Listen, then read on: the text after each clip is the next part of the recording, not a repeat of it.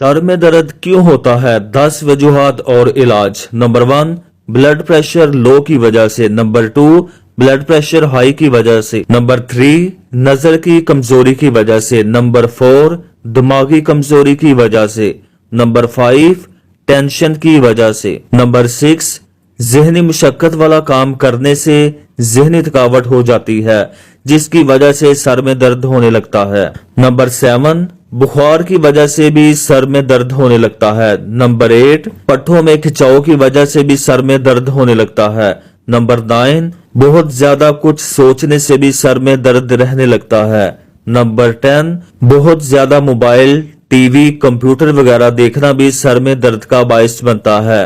इलाज, सर में सरसों की तेल की मालिश करने से सर दर्द ठीक हो जाता है। नंबर 2, सर में दर्द हो तो सो जाना चाहिए। सोने के बाद जहन फ्रेश हो जाता है और सर दर्द ठीक हो जाती है। नंबर 3, सर दर्द के मुकम्मल इलाज के लिए वजूहात तलाश करके उसके मुताबिक इलाज करवाना चाहिए।